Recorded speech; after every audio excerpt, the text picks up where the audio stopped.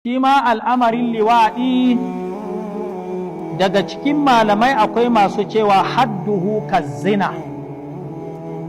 wato shi ma uƙubarsa haddinsa irin ta zina ce. Idan waɗanda aka kama suna liwaɗin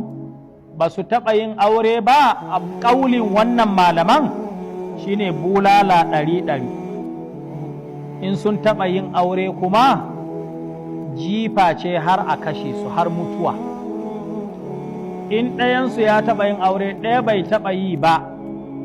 to sai a ware wanda bai taɓa yi ba ya ɗauki bulala 100, wanda ya taɓa aure kuma shi kuma a jefe shi har mutuwa, a wani ƙauli na malamai. Waƙaƙƙila waɗansu kuma sun ce duna zalika, sun yi bayanin saɓanin haka, hukuncinsu ya bambanta da hukuncin mazinata.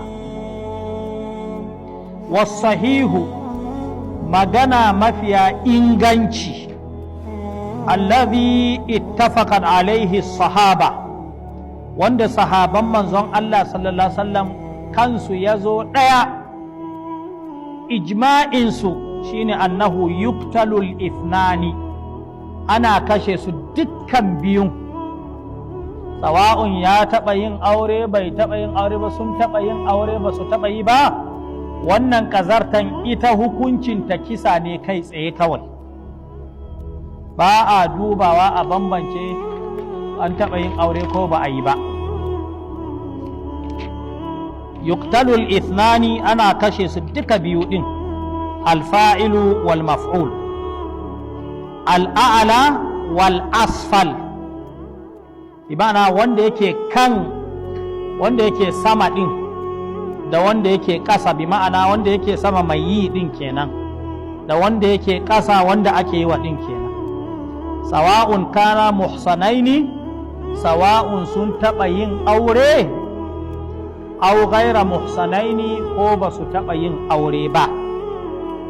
Fa inna ahala sunani, dukkan malaman sunan, sunanu abi dauda, sunanu tirmidhi, sunanu nasa'i, sunanu abi daud, sunanu ibnu majaha, to ashabu sunan guda 6 dinnan duka rawau an ibn abbasin, sun ruwaito hadisi dukkansu daga abdullahi dan abbas, Allah ya ƙara yadda a gare shi, adin nabi sallallahu alaihi wa alihi wasallam, daga manzon Allah sallallahu alaihi wasallam, qala, annabi ya ce, ya tabbatar da cewa man wajadtumuhu, duk wanda kuka kama shi, ya amalu amala qaumi lutin,